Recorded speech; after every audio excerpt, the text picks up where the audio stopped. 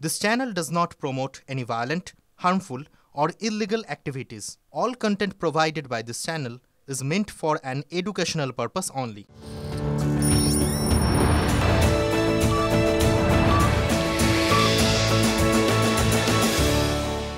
নমস্কার, স্বাগত আপনাকে টিভি9 বাংলায়। আমি দীপ রয়েছি আপনাদের সঙ্গে বিকেল ৫টা মানে আপনারা জানেন সমস্ত বড় খবর নিয়ে শুরু করছি পাঁচ কথা। আর পাঁচ কথা শুরুতেই এই মুহূর্তে যে খবর দেব আপনাদের, এই মুহূর্তের সবথেকে বড় এবং এক্সক্লুসিভ নিউজ, দিল্লি বিস্ফোরণে পাকিস্তান এবং বাংলাদেশ যোগ আরো স্পষ্ট। দিল্লিতে যে বিস্ফোরক ব্যবহার করা হয়েছে পাকিস্তান বাংলাদেশ থেকে মুর্শিদাবাদ সীমান্ত হয়ে সেটা ভারতে ঢোকে বলে অভিযোগ। মুর্শিদাবাদে ইখতিয়ার নামে এক পলাতক দুষ্কৃতীর সেফ হাউসে ওই বিস্ফোরক রাখা হয়। ইখতিয়ার বাংলাদেশের একজন পলাতক দুষ্কৃতী, সেখানকার এক গোয়েন্দা কর্তাকে খুন করে সে বাংলাদেশে লুকিয়েছিল বলেই গোয়েন্দারা জানতে পেরেছেন। দিল্লি বিস্ফোরণে উমার মুজামিল শাহিনদের বিস্ফোরক সরবরাহ করে এই ইখতিয়ারি। তার মানে এই মুহূর্তে স্পষ্ট হয়ে গেল দিল্লি বিস্ফোরণে পাকিস্তান এবং বাংলাদেশের যোগ কতটা স্পষ্ট। এই মুহূর্তে আমাদের সঙ্গে নিউজ রুম থেকে তন্ময় প্রামাণিক রয়েছেন। তন্ময়দা, আমরা শুরুর দিন থেকেই, যেদিনকে এই ঘটনা ঘটেছে মানে সোমবারের পর থেকেই লাগাতার খবর দেখিয়ে গেছি যে দিল্লি বিস্ফোরণের যে ছক কষা হয়েছে তাতে আন্তর্জাতিক মডিউলের যোগাযোগ রয়েছে, জঙ্গিদের আন্তর্জাতিক একটা নেটওয়ার্কের যোগাযোগ রয়েছে। এবার তো স্পষ্ট হয়ে গেল যে পাকিস্তান আর বাংলাদেশের যোগ কতটা স্পষ্ট।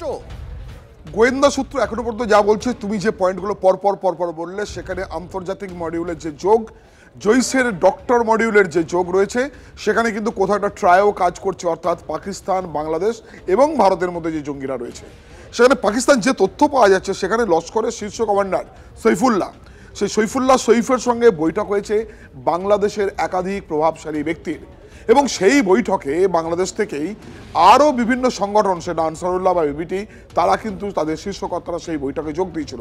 আর তুমি যে ইখতিয়ারের কথা বললে, সেই ইখতিয়ারের কাছে নির্দেশ দিয়েছিল এই সৈফ। ফলে এই পাকিস্তান থেকে নিয়ন্ত্রণ লস্করির যে জঙ্গি রয়েছে, যার কথা আমরা বললাম, লস্করের শীর্ষ কমান্ডার সৈফ, সে কোথায় কন্ট্যাক্ট করছে না, বাংলাদেশের কয়েকজন বিশেষ ব্যক্তির সঙ্গে কন্ট্যাক্ট করছে, যাদের বাংলাদেশের রাজনীতি, বাংলাদেশের সমস্ত কিছুতে যাদের প্রভাব রয়েছে সেরকম ব্যক্তি রয়েছে, এবং সেখানকার একাধিক জঙ্গি সংগঠন রয়েছে। সেখান থেকেই কিন্তু এরপর নিষিদ্ধ যে জঙ্গি সংগঠন হিজাবুল তাহির, তার প্রধান জুমের আহমেদ চৌধুরী, তিনিও ছিলেন বলে গোয়েন্দা সূত্র পাচ্ছে। আনসারুল্লাহ বাংলার প্রতিনিধিরা ছিল ওই বৈঠকে। শুধু এখানেই নয়, এবিটির সুমন আহমেদ, যে বিস্ফোরক বিশেষজ্ঞ, সেও নাকি এই যে বৈঠক হয়েছে কনফারেন্সের মাধ্যমে, ভিডিও কলিংয়ের মাধ্যমে, সেখানে সেও বৈঠকে উপস্থিত ছিল। সব মিলিয়ে কিন্তু এই গোটা তথ্য যখন এসে পৌঁছেছে, তখন এনআইএ নজর রাখছে সীমান্তের একাধিক জেলাতে যে কোথা দিয়ে প্রবেশ ঘটেছিল, যেটা মুর্শিদাবাদ বা মালদা বা দিনাজপুর কিংবা উত্তর চব্বিশ পরগনা বা নদিয়া, সেই জায়গায় একাধিক জায়গাতেই কিন্তু এনআইএ তাদের নজরদারি, তল্লাশি সব কিছুই অব্যাহত রেখেছে। ফলে পাকিস্তান বাংলাদেশ যোগ ক্রমশ স্পষ্ট হয়ে উঠছে। দীপ, একেবারে তলময় আমাদের সঙ্গে থাকো। এই মুহূর্তে জানাই আপনাদের আরো একবার, এই মুহূর্তে সব থেকে যে বড় খবর, পাঁচ কথায় আমরা ব্রেক করছি। বাংলাদেশের অভিজাত এলাকা বনানী, সেখানে একটি ভার্চুয়াল বৈঠকের আয়োজন করা হয়। সেই ভার্চুয়াল বৈঠকে লস্কর কমান্ডোদের সঙ্গে বৈঠক করে একাধিক নিষিদ্ধ জঙ্গি সংগঠনের সদস্যরা, তাদের প্রধানরা। সেখানে বাংলাদেশেরও প্রভাবশালীরা উপস্থিত ছিল, এবং সেই বৈঠকেই কোথাও একটা দিল্লিতে বিস্ফোরণের যে ছক, সেই ছক কষা হয়েছিল, এমনটাই কিন্তু এখনো পর্যন্ত এনআইএর গোয়েন্দারা অনুমান করছেন। এই মুহূর্তের সব থেকে বড় খবর, যে বৈঠক ঢাকার বনানীতে হয়েছিল, ভার্চুয়াল বৈঠক, সেই ভার্চুয়াল বৈঠকে 7 জন প্রভাবশালী উপস্থিত ছিল, যার মধ্যে উপস্থিত ছিল আনসারুল্লাহ বাংলা টিমের সুমন আহমেদ নামে বিস্ফোরক বিশেষজ্ঞ। এনআইএ গোয়েন্দাদের নজরে মুর্শিদাবাদ সহ একাধিক সীমান্তবর্তী জেলা, তার মধ্যে একাধিক জায়গাতে তল্লাশি শুরু করে দিয়েছে এনআইএ। এই মুহূর্তের সব থেকে বড় খবর, পাঁচ কথায় আমরা যেটা ব্রেক করছি, দিল্লি বিস্ফোরণে বাংলাদেশ যোগ আরো স্পষ্ট হলো। যে বিস্ফোরক ব্যবহার করা হয়েছে, সেই বিস্ফোরক পাকিস্তান বাংলাদেশ থেকে মুর্শিদাবাদ সীমান্ত হয়ে ভারতে ঢোকে বলে অভিযোগ।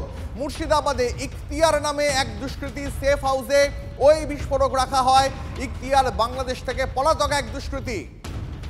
এই মুহূর্তে আমাদের সঙ্গে স্ট্র্যাটেজিক এক্সপার্ট শুভাশিস বন্দ্যোপাধ্যায় রয়েছেন। শুভাশিস দা, যে খবর এই মুহূর্তে আমরা ব্রেক করছি 5 কথায়, দিল্লি বিস্ফোরণে পাকিস্তান এবং বাংলাদেশের যোগ আরও স্পষ্ট। সব থেকে বড় কথা, ঢাকার বনানীতে একটি ভার্চুয়াল বৈঠক হয়, সেখানে পাকিস্তান থেকে লস্কর শীর্ষ কমান্ডারদের পাশাপাশি বাংলাদেশের একাধিক প্রভাবশালী ওই বৈঠক উপস্থিত ছিল।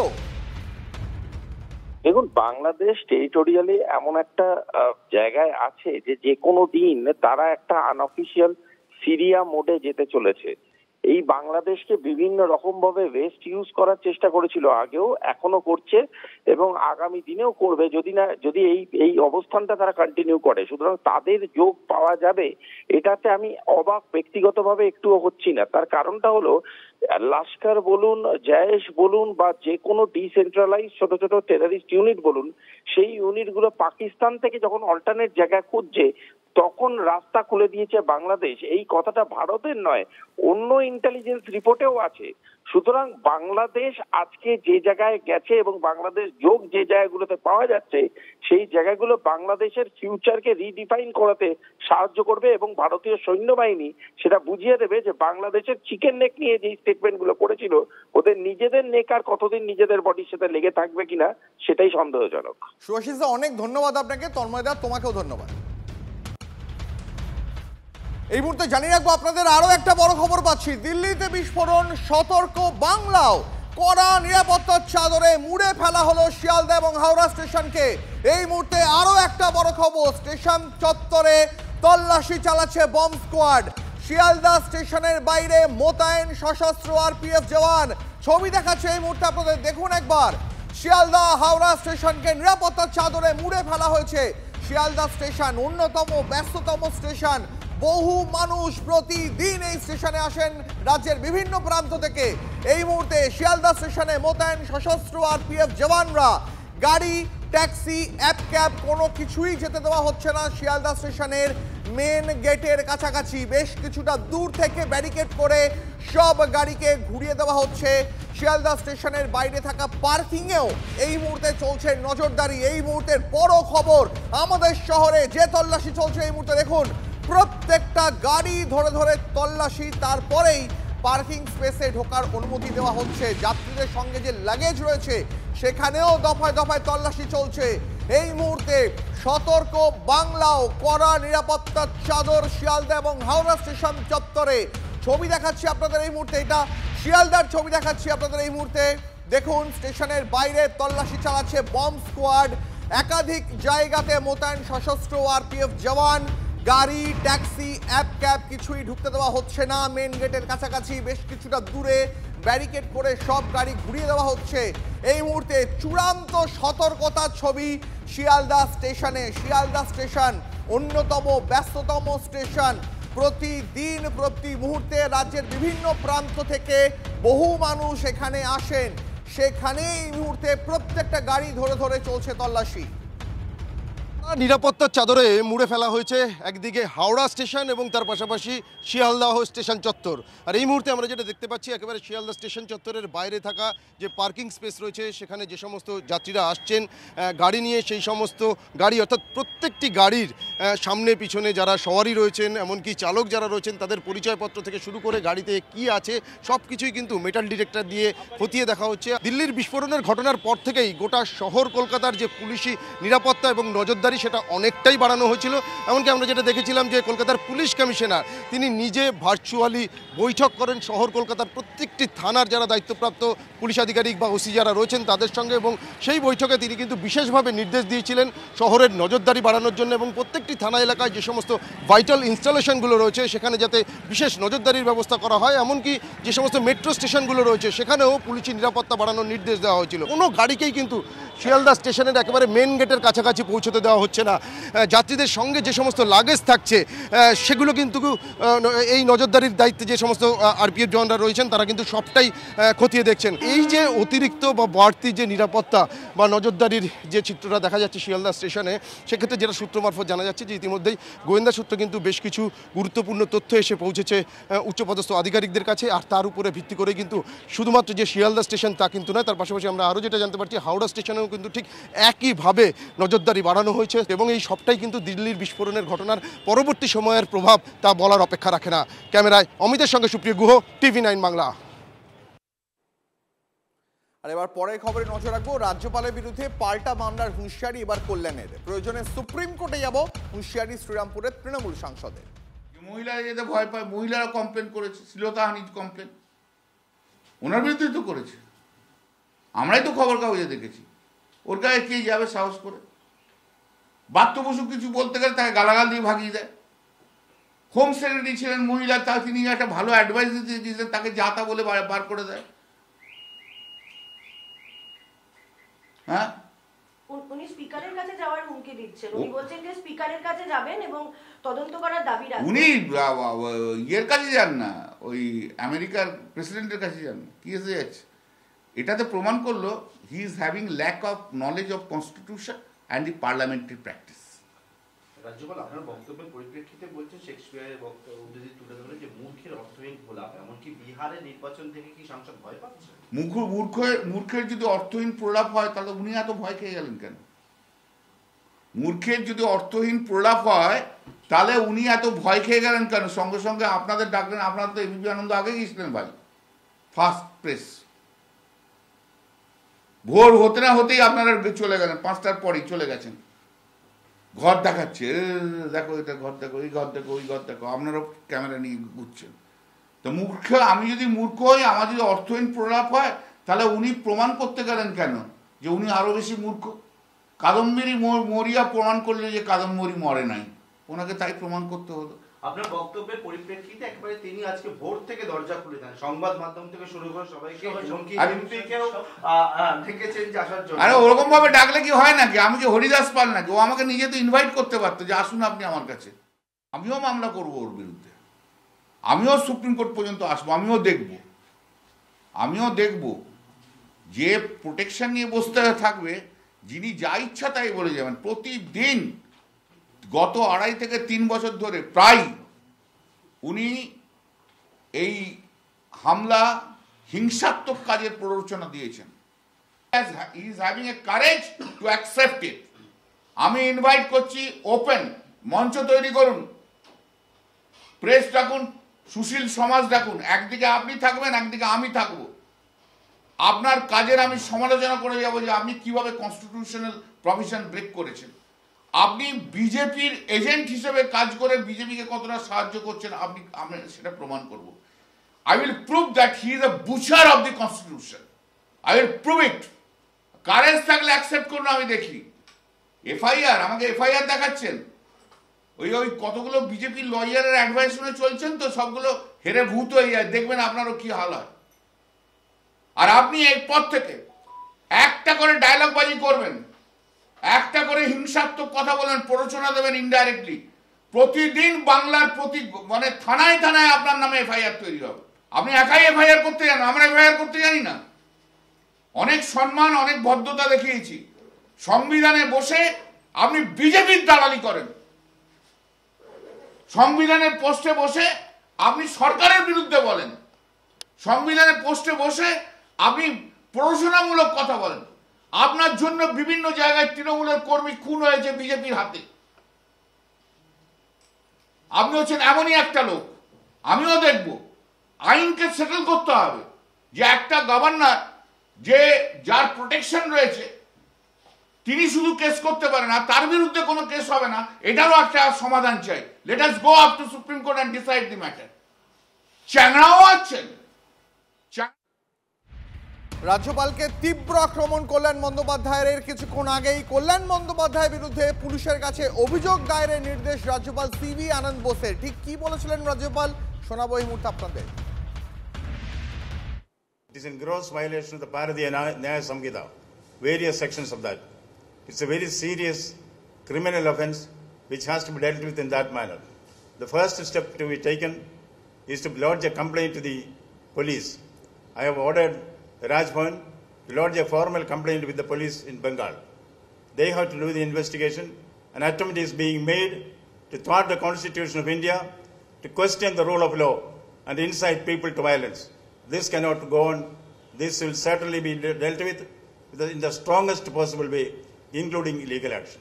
Or in just like if the police do not do their duty as head of the state, I will take action against them as well, under the rule of law, under the constitution.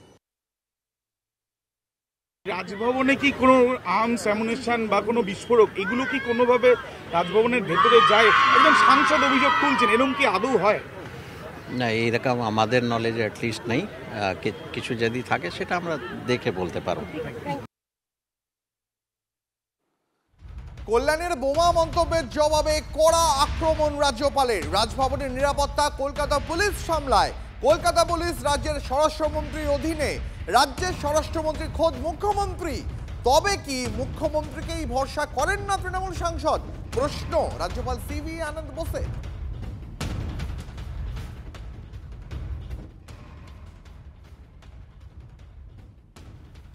এই election commission ছিল, CISF ছিল, CRPF ছিল, সব ছিল। আবার মমতা ব্যানার্জি 215-এর ওপর বেশি vote নিয়ে এসছেন। 2024-এর আগে এই সিবি আনন্দ বোস যে কথা আপনি বলছেন সেই কথাই 2024-এর আগে নির্বাচনে বলেছিল। চারিদিকে বলেছিল বাংলায় এইসব করবো, বাংলায় এইসব করবো, বাংলায় হিংসা। বাংলায় তো হিংসা হয়নি। ওনার দল, সিবি আনন্দ বোসের দল, বিজেপি পার্টি 12তে নেমে গেল,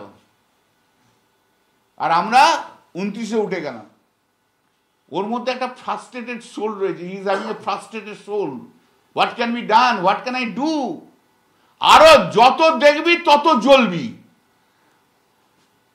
गवर्नर साहब जितना देखेंगे उतना जलेंगे आप, बहुत जलना होगा आपको। आपको मई का बाद आप तो जल के खाक हो जाएगा। जब ममता जी ने 10-50 सीट लेके आएंगे ना, आप जल जल के आप खाक हो जाएगा। क्या होगा, क्या हाल होगा आपको?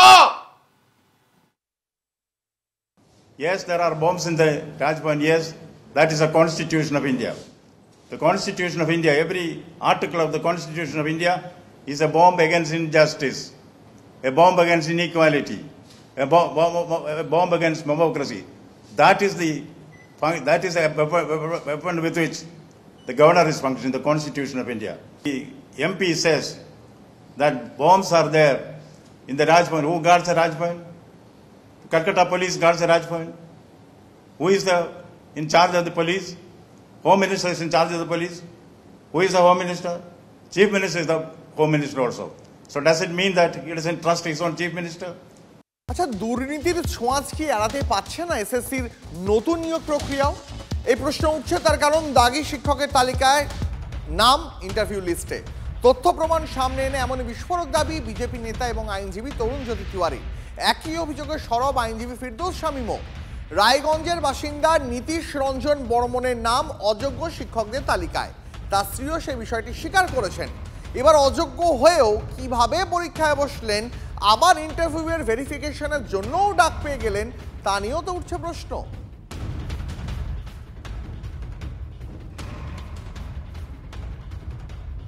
তো স্যার এর মধ্যে স্যার ওনার চাকরি চলে যায়। হ্যাঁ, উনি টেন্টেড ক্যান্ডিডেট ছিলেন 2016 সালের এসএসসিতে। স্যার আবার কালকে আমি দেখলাম ওনার যে ইন্টারভিউ লিস্টের নাম আছে। তারপর স্যার আমি এটাই অবাক হয়ে যাচ্ছি, স্যার উনি টেন্টেড ক্যান্ডিডেট ছিলেন 2016 সালে। ওনার ওএমআর জালিয়াতি ছিল। ওনার যতগুলো আজ অব্দি যতগুলো টেন্টেড লিস্ট দেওয়া হয়েছে পর্ষদ থেকে সবগুলাতে ওনার নাম ছিল। স্যার তা সত্ত্বেও উনি কি করে পরীক্ষাতে বসলেন আর কি করে স্যার ওনার ইন্টারভিউ নাম আসে? আমি স্যার অবাক হয়ে যাচ্ছি স্যার।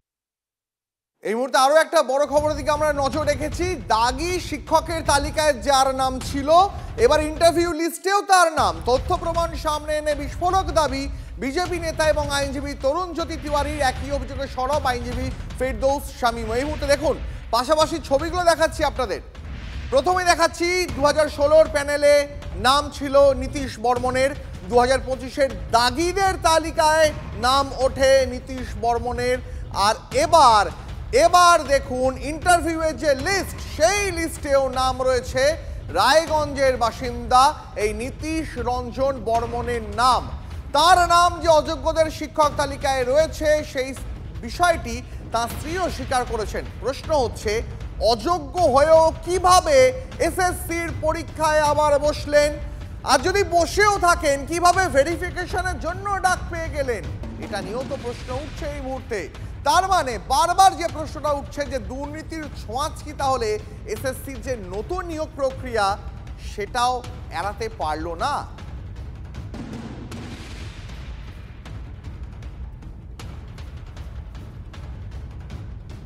আইনজীবী ফিরদৌস শামীম, তার কি অভিযোগ, কি বলছেন তিনি, শোনাই আপনাদের। একজন ভদ্রমহিলা তিনি অত্যন্ত কাঁপা কাঁপা গলায় ফোন করলেন এবং ফোন করে তিনি যা তথ্য দিলেন সে সাংঘাতিক। জিজ্ঞাসা করলাম, আপনি স্ত্রী হয়ে আমাকে এই তথ্য দিচ্ছেন কেন?